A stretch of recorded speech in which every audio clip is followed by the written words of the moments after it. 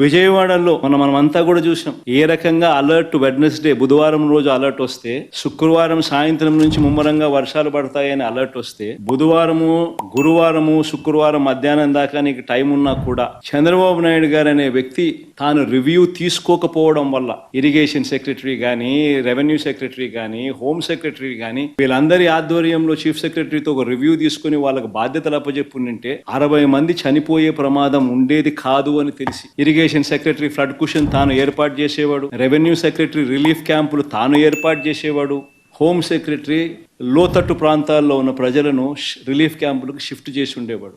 ఇవేవి కూడా చంద్రబాబు నాయుడు చేయకపోవడం వల్ల విజయవాడలో ఏ రకంగా, విజయవాడనే కాదు ఏలేరు కూడా అదే రకంగానే మిస్మేనేజ్మెంట్, మ్యాన్ మేడ్ ఫ్లడ్స్ ఏ రకంగా క్రియేట్ చేసి ఏ రకంగా చంద్రబాబు నాయుడు అన్ని రకాలుగా ఫెయిల్ అయిపోయిన పరిస్థితి కనిపించిన నేపథ్యంలో దాన్ని డైవర్ట్ చేసేందుకు ఈ పెద్ద మనిషి చంద్రబాబు నాయుడు ప్రకాశం బ్యారేజీలో బోట్లంట, ఆ బోట్లతో బ్యారేజీని ధ్వంసం చేయడానికి ప్రయత్నించారంటూ ఇంకొక డైవర్షన్ టాక్టిక్. అసలు ఆ బోట్లన్నీ అక్కడ ఎందుకున్నాయి? ఆయన చేస్తా ఉన్న ఇసుక మాఫియాలో భాగంగా ఆ బోట్లు ఆయన అక్కడ పెట్టుకున్నాడు. ఈ ఫ్లో, వాటర్ ఫ్లోకు బోట్లు కొట్టుకొని వచ్చాయి. మరి ఆయన 4 నెలల కాలంలో ఆయన పెట్టుకున్న బోట్లు కొట్టుకొని వచ్చి ఆ బోట్ల వల్ల ప్రకాశం బ్యారేజీ మునిగిపోతుందంట. అది ఇంకొక డైవర్షన్. విశాఖపట్నం స్టీల్ ప్లాంట్ అమ్మకం మీద కూడా కొత్త మెడికల్ కాలేజీలో ప్రైవేట్ పరం చేసేయాలన్న స్కాముల ఆలోచన మీద, వాటి మీద కూడా ఆందోళన జరుగుతూ ఉంటే ముగ్గురు సీనియర్ అధికారుల మీద సస్పెన్షన్ వేటు వేస్తూ అది ఇంకొక డైవర్షన్. చివరికి 100 రోజుల పాలన మీద, చంద్రబాబు నాయుడు గారి 100 రోజుల పాలన మీద దృష్టి పెట్టేసరికి ఇప్పుడు తిరుమలకు వచ్చే నెయ్యి కల్తీ జరిగిందంటూ ఇంకో డైవర్షన్. మీరే ఆలోచన చేయమని చెప్పి కూడా మిమ్మల్ని అందరినీ కూడా నేను కోరుతా ఉన్నా. ఇంత దుర్మార్గపు పని చేయగలుగుతారా ఎవరైనా? చేయడం ధర్మమేనా అని అందరూ ఆలోచన చేయమని అడుగుతా ఉన్నాం. ఎందుకనంటే కారణం ఏమిటనంటే ఈరోజు తిరుమలకు స్వామివారికి వచ్చే ఈ నెయ్యి, ఈ తిరుమలకు వచ్చే ఈ నెయ్యి చంద్రబాబు నాయుడు గారు అన్న మాటలు, దీనికి సంబంధించి ఈ నెయ్యిలో కల్తీ జరిగింది అంటూ తాను అన్న మాటలు నిజంగా ఎంత దారుణమైన మాటలు అంటే, నాశరికమైన ఇంగ్రీడియంట్స్ వాడారని. తిరుపతి లడ్డులో యానిమల్, తిరుపతికి సంబంధించిన వెంకటేశ్వర స్వామికి సంబంధించిన లడ్డు అనేది ఎంత ప్రసిద్ధి కాంచిన లడ్డు అంటే, దానికి సంబంధించిన లడ్డు తయారీలో వాడే ఈ నెయ్యి కానీ, వాడే ఇంగ్రీడియంట్స్ కానీ ఇవన్నీ కూడా దశాబ్దాలుగా జరుగుతూ ఉన్నాయి. ఇవన్నీ ప్రొక్యూర్మెంట్ ప్రాసెస్ అనేది. ఇదేం కొత్తగా ఎవడు వచ్చి చేసేది ఏమీ లేదు, ఎవడు కొత్తగా దాంట్లో ఏలు పెట్టేది లేదు. రొటీన్గా జరిగే ఈ కార్యక్రమం national accreditation board for labs certify చేసిన సంస్థ నుంచి ప్రోడక్ట్ క్వాలిటీ సర్టిఫికేట్ తీసుకొని రావాలి. వచ్చిన తర్వాత ఇక్కడ టీటీడీలో ఆ ట్యాంకర్లో నుంచి 3 శాంపుల్స్ తీసుకొని 3 రిపోర్ట్స్ పాస్ కావాలి. ఇది routine process, compulsory process for anybody. ఈ 3 టెస్టులు పాస్ అయిపోయిన తర్వాతనే ఆ నెయ్యి కానీ, ఆ ఇంగ్రీడియంట్స్ కానీ ఏదైనా కూడా ప్రసాదంలో వాడడానికి, టీటీడీ వాడకంలోకి తీసుకుని వచ్చేదానికి బండిని ముందుకు పంపిస్తారు. లేకపోతే vehicle it self will not even go forward. మరి నేను అడుగుతా ఉన్నది ఒకటి చంద్రబాబు నాయుడు, మరి ఏదైనా కానీ రిజెక్ట్ అయిపోతే అసలు నువ్వు వాడే అవకాశమే లేదు, వాడే పరిస్థితి లేదు. మరి అలాంటప్పుడు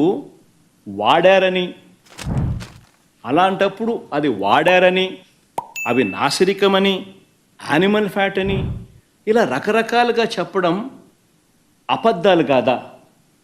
ధర్మమేనా, న్యాయమేనా అని అడుగుతా ఉన్నా. నిన్న చంద్రబాబు గారు చల్లగా చావు కబురు చెప్పినట్టు మెల్లగా ఒక బాంబు పేల్చారు. తిరుపతి దేవస్థానంలో తయారు చేసే లడ్డూలు బీఫ్ ఫ్యాట్ తో తయారవుతున్నాయి అని. ఇది చిన్న విషయం కాదు. చంద్రబాబు గారు చెప్పిన విషయం ప్రకారం 12వ తేదీన ఒక లడ్డూ శాంపుల్ తీసుకుంటే, అంటే చంద్రబాబు గారు అధికారంలోకి వచ్చిన రోజు ప్రమాణ స్వీకారం చేసిన రోజు. ఈ సమయంలో జగన్మోహన్ రెడ్డి గారు ప్రభుత్వం ఎంపిక చేసిన కాంట్రాక్టరే ఇంకా సప్లై చేస్తున్నారు. ఆ రోజున తీసుకున్న శాంపుల్లో బయటపడ్డ విషయం ఏమిటంటే లడ్డూలు తయారు చేస్తున్న ఈ ఫ్యాట్ లో ఈ అంశాలన్నీ ఇవన్నీ ఉన్నాయని. Soybean, sunflower, olive, rape seed వీటితో పాటు బీఫ్ టాలో, ఫిష్ ఆయిల్ కూడా ఉన్నాయి అని. ఇంత పెద్ద విషయం కోట్ల మంది ప్రజలకు వాళ్ళ భక్తికి వాళ్ళ మనోభావాలకు సంబంధించిన విషయం, ఎంతో మంది సెంటిమెంట్స్, ఇమోషన్స్ కు ముడిపడిన విషయం. మన రాష్ట్రంలోనే కాదు మిగతా రాష్ట్రాల నుంచి కూడా ఇక్కడికి వస్తారు. దేశ విదేశాల నుంచి తిరుపతికి వచ్చే వాళ్ళు ఉన్నారు. శ్రద్ధ, భక్తి, శ్రద్ధలతో ఈ ప్రసాదం నిజంగానే కళ్ళకద్దుకొని తీసుకునే వాళ్ళు కోట్ల మంది ప్రజలు. అలాంటప్పుడు బీఫ్ టాలో, ఫిష్ ఆయిల్ కూడా ఉన్న ఈ పదార్థాలు కూడా ఉన్న లడ్డూని ప్రసాదంగా ఇస్తున్నారు అని చంద్రబాబు గారు నిన్న చెప్పడం జరిగింది. చంద్రబాబు గారిని అడుగుతున్నాం, చంద్రబాబు గారు ఇంత పెద్ద విషయాన్ని మీరు ఇంత సునాయాసంగా, ఇంత క్యాజువల్ గా ఎలా తీసుకోగలిగారు? కోట్ల మంది ప్రజలకు వాళ్ళ మనోభావాలకు సంబంధించిన విషయం. ఈ విషయం మీరు కేవలం రాజకీయం చేయాలనుకున్నారా?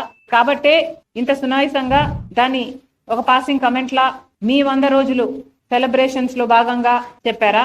లేదు నిజంగానే చంద్రబాబు గారికి దీని సివియారిటీ ముందే తెలుసా?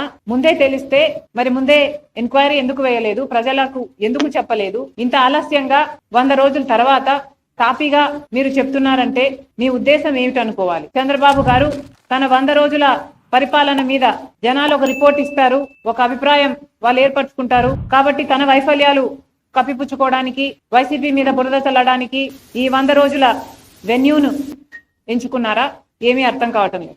చంద్రబాబు గారు సమాధానం చెప్పాలి. ఇంత పెద్ద విషయం ఇంత సునాయాసంగా చంద్రబాబు గారు తీసుకోవడాన్ని కాంగ్రెస్ పార్టీ ఖండిస్తుంది. ఒక మోసపూరిత ప్రభుత్వాన్ని దించి ఇంకో ప్రభుత్వాన్ని ప్రజలు ఎన్నుకున్నప్పుడు ఆ కొత్త ప్రభుత్వము వాళ్ళ పక్షాన నిలబడుతుందని ఎంతో ఆశగా ఓట్లేసినప్పుడు కనీసం మీరు ఇచ్చిన వాగ్దానాలలో ఒక్కటి కూడా నిలబెట్టుకోకపోవడం వెరీ డిసప్పాయింటింగ్. చంద్రబాబు గారి సూపర్ 6 లో మొట్టమొదటిది రైతులకి 20,000 రూపాయలు ప్రతి ఏడాది ఇస్తామన్నారు. అన్నదాత సుఖీభవ అనుకుంటా దాని పేరు. మరి ఎంతో మంది రైతులు, కనీసం 50 లక్షల కుటుంబాలు ఈ పథకం కోసం ఇంకా ఎదురు చూస్తూనే ఉన్నారు. ఇటీవల వరదలు కూడా వచ్చాయి. చంద్రబాబు గారు చెప్పిన విషయం 7 లక్షల ఎకరాలలో నష్టం వాటిల్లింది, వాళ్ళందరికీ నష్టపరిహారం ఇస్తానన్నాడు. 17వ తేదీ లోపల అది విడుదల కూడా చేస్తానన్నాడు. ఆ 17 కాస్త దాటిపోయింది. ఇంతవరకు ఆ నష్టపరిహారమే ఇంకా ఇవ్వలేదు. 2014లో చంద్రబాబు గారు ముఖ్యమంత్రి అయినప్పుడు 2,000 రూపాయలు నిరుద్యోగ భృతి అని అప్పుడు కూడా చెప్పారు. కానీ అది గాలి కొట్టుకోపోయింది. ఈసారి కూడా నిరుద్యోగ భృతి 3,000 రూపాయలని మీరు మేనిఫెస్టోలో చెప్పారు. ఇది కూడా కొట్టుకోపోతుందో ఏమో అని మా ఆందోళన. ఇది కాకుండా తల్లికి వందనం, అంతేనా? తల్లికి వందనం అనే స్కీమ్ కింద ప్రతి బిడ్డకు, తల్లికి ఎంతమంది బిడ్డలు ఉంటే అంతమంది బిడ్డలకు, చంద్రబాబు గారి మాటల్లో చెప్పాలంటే ఒకరైతే ఒకరికి, ఇద్దరైతే ఇద్దరికి, ముగ్గురైతే ముగ్గురికి, నలుగురైతే ఏకంగా 60,000 రూపాయలు అని చెప్పారు చంద్రబాబు. మరి తల్లికి వందనం పథకం ఏమైంది? తల్లికి బిడ్డలకి పంగనామాలు పెట్టే కార్యక్రమం ఏమైనా చేస్తున్నారా? స్కూల్ ఫీజులు కట్టుకునే సమయం అయిపోయింది. మరి ఎప్పుడు చంద్రబాబు గారు దీన్ని అమలు చేస్తారో కళ్ళలో ఒత్తులేసుకొని బిడ్డలు, తల్లులు ఎదురు చూస్తున్నారు. ఈ పథకం కూడా అమలు కాలేదు.